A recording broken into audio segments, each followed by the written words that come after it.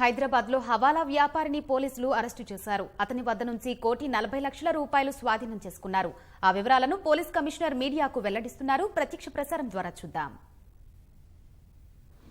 WhatsApp లో ఒక note serial number పంపడం ద్వారా అతను సంకేతం ఇస్తాడు పేమెంట్ చేయాలా వద్దా అనేది. ముఖ్యంగా ఈ హవాలా దేనికి ఉపయోగిస్తారంటే, కొంతమంది దగ్గర వైట్ మనీ ఉంటుంది, కొంతమంది దగ్గర బ్లాక్ మనీ ఉంటుంది. ఒకరికి వైట్ మనీ అవసరం ఉంటుంది, ఒకరికి బ్లాక్ మనీ అవసరం ఉంటుంది. వైట్ని బ్లాక్గా కన్వర్ట్ చేయాలంటే, బ్లాక్ని వైట్గా కన్వర్ట్ చేయాలంటే ఈ హవాలా ఏజెంట్స్ యొక్క సహకారం మనకు కావాలన్నమాట. దీనికి ప్రముఖంగా యూజ్ చేసే పద్ధతి ఏంటంటే ఫిక్టీషియస్ ఇన్వాయిసెస్. ఇప్పుడు ఇక్కడ మనకి 2 కంపెనీస్ ఇన్వాల్వ్ అయినాయి. ఒకటి Rayalaseema steel rerolling mills private limited, ఇంకొకటి scan energy and power private limited. ఈ 2 కంపెనీలు కూడా స్టీల్ అండ్ ఐరన్కి సంబంధించిన కంపెనీలు, తయారు చేసే కంపెనీలు. పేర్లు ఎట్లా ఉన్నా కానీ ఐరన్ అండ్ స్టీల్ కంపెనీస్ ఇవి.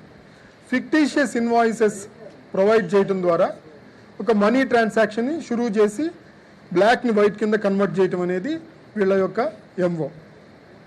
మనకి ముఖ్యంగా మొట్టమొదట విఘ్నేశ్వర్, బోనబోయిన విఘ్నేశ్వర్, ఇతను హవాలా మనీ కలెక్షన్ ఏజెంట్, స్కాన్ ఎనర్జీకి సంబంధించిన ఇతను మనకు పట్టుబడ్డాడు, మన నిఘాలోకి వచ్చి పట్టుబడ్డాడు. 65 lakh rupees తీసుకెళ్తూ పట్టుబడ్డాడు. వీళ్ళు ఈ మనీని క్యారీ చేయడానికి మోటార్ సైకిల్స్ యూజ్ చేస్తున్నారు. అంటే హైదరాబాద్లో జరిగే ట్రాన్సాక్షన్స్ కొరియర్గా క్యారీ చేయడానికి మోటార్ సైకిల్స్ యూజ్ చేస్తున్నారు. ఆ మోటార్ సైకిల్ కూడా మనం ఈ క్రమంలో సీజ్ చేసాం. ఈ 65 lakhs పట్టుబడిన తరువాత ఫర్దర్గా మనం ఈ ఇన్ఫర్మేషన్ మీద ఇమీడియట్గా సర్చెస్ చేసినప్పుడు గణేష్ సత్యనారాయణ సాబు అని ఇంకొక అతను 10 lakhsతో పట్టుబడ్డాడు. ఈ గణేష్ సత్యనారాయణ సాబు రాయలసీమ స్టీల్ వారికి సంబంధించిన మనీని తీసుకెళ్తూ పట్టుబడ్డాడు. ఆ క్రమంలో వెంటనే జయేష్ కుమార్ పటేల్ యొక్క ఆఫీసు, సోకాల్డ్ ఆఫీసు మనం సెర్చ్ చేసినప్పుడు అక్కడ 18,45,000 క్యాష్, తర్వాత అతని 2 ఎంప్లాయీస్ వన్రాజ్ సింగ్ అండ్ పటేల్ ప్రదీప్, వారితో సహా జయేష్ కుమార్ పటేల్ని కూడా అదుపులోకి తీసుకోవడం జరిగింది. 18,45,000. ఫర్దర్గా మనం ఈ స్కాన్ పవర్ సిస్టమ్స్ ఏదైతే ఉందో, ఎనర్జీ అండ్ పవర్, వాళ్ళ ఆఫీస్, ఇక్కడున్న ఆఫీస్ని సెర్చ్ చేసి అరుణ్ కుమార్ దదీచి అని వాళ్ళ చీఫ్ ఫైనాన్స్ ఆఫీసర్, ఆయన అదుపులోకి తీసుకున్నప్పుడు దాదాపు 47,35,000 క్యాష్ దొరికింది. వెరసి మొత్తము 1,40,80,000 రూపీస్ క్యాష్ ఈ రోజున ఈ హవాలా ట్రాన్సాక్షన్స్కి సంబంధించిన క్యాష్ని నార్త్ జోన్ టాస్క్ ఫోర్స్ వారు అదుపులోకి తీసుకుని సీజ్ చేసి, మనం ఈ కేసెస్ చేయం కాబట్టి ఇన్కమ్ ట్యాక్స్ డిపార్ట్మెంట్ నుంచి deputy director IT Shri Rajeshwar Reddy గారు వీరు ఇక్కడికి వచ్చారు. ఇదే విషయంగా వారికి అప్పచెప్పడం జరుగుతుంది. ఫర్దర్ యాక్షన్ వారు చేస్తారు దీని మీద. ఇటువంటి మంచి వర్క్ చేశారు మన నార్త్ జోన్ టాస్క్ ఫోర్స్ వారు. అయితే దీన్ని ఇక్కడే వదలం. మనం ఈ లీడ్స్ని తీసుకొని ఫర్దర్గా హైదరాబాద్లో జరుగుతున్నటువంటి హవాలా ట్రాన్సాక్షన్స్ ఏవైతే ఉన్నాయో వాటన్నిటిని కూడా మనం డిటెక్ట్ చేయడానికి ప్రయత్నం చేస్తున్నాం. ఇప్పుడు ఇందాక మీకు చెప్పినట్టుగా 0.6 to 0.8% కమిషన్, అంటే 1 కోటి రూపాయలు ట్రాన్స్ఫర్ చేస్తే సుమారు 60,000 నుంచి 80,000 రూపాయలు ఫీ తీసుకుంటారు. 2 సిటీస్ మధ్య ట్రాన్సాక్షన్ జరిగినప్పుడు, 2 ఎండ్స్ మధ్య జరిగినప్పుడు ఈచ్ ఎండ్లో 50% తీసుకుంటారు. అంటే సపోజ్ రాయ్పూర్ నుంచి హైదరాబాద్కి ఒక ట్రాన్సాక్షన్ జరుగుతుంది. ఇందులో సో 60,000 1 crore కనుకోండి, అక్కడ వాళ్ళు 30,000 తీసుకుంటారు, ఇక్కడ వాళ్ళు 30,000 తీసుకుంటారు. This is how it is happening.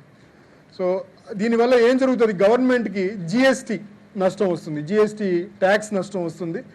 అట్లాగే బ్లాక్ ఎకానమీలోకి మనీ ట్రాన్స్ఫర్ అవుతూ ఉంటుంది, which is not at all desirable. జరగకూడని పని జరుగుతూ ఉంటుంది, చట్ట వ్యతిరేకమైన పని జరుగుతూ ఉంటుంది. కాబట్టి ఇటువంటి కార్యక్రమాలు ఎవరు చేస్తున్నా సరే వాటిని ఖచ్చితంగా మేము డిటెక్ట్ చేస్తాం, ఛేదిస్తాము. వాళ్ళని we will bring them to book. చట్టపరంగా వారి మీద చర్య తీసుకునేట్టు, వారికి శిక్ష పడేట్టుగా చేస్తాము. మళ్ళీ ఇంకొకసారి నార్త్ జోన్ టాస్క్ ఫోర్స్ వాళ్ళని అభినందిస్తూ మీ దగ్గర నుంచి ప్రశ్నలు ఏమన్నా ఉంటే అడగచ్చు.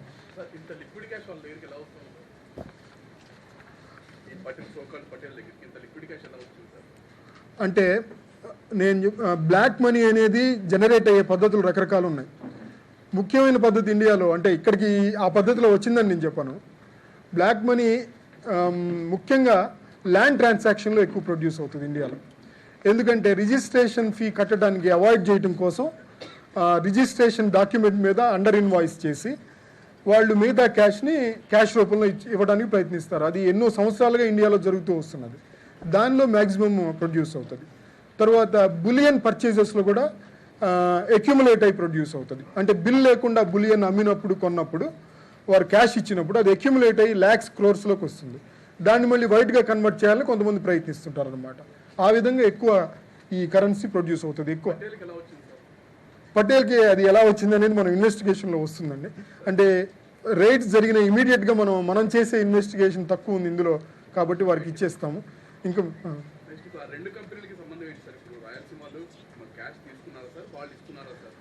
లేదు, వాళ్ళిద్దరూ కూడా ఇండిపెండెంట్గానే ఇతనితో ఇంటరాక్ట్ అవుతున్నారు. క్యాష్ ఇక్కడి నుంచి మన రాయపూర్ నుంచి ఒకతని చెప్పిండు డబ్బులు ఇవ్వని వస్తే 75 లక్షలు ఈయనకి ఇచ్చాడు డైరెక్ట్.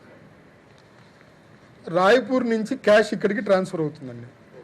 క్యాష్ ట్రాన్స్ఫర్ అయ్యేటప్పుడు రాయ్పూర్లో అక్కడ ఒకరికి ఇస్తారు. వాళ్ళు క్యాష్ ఇచ్చినప్పుడు ఇక్కడ ఈ హవాలా ఏజెంట్ వీళ్ళకి అందజేస్తున్నాడు అనమాట, వీళ్ళిద్దరికి.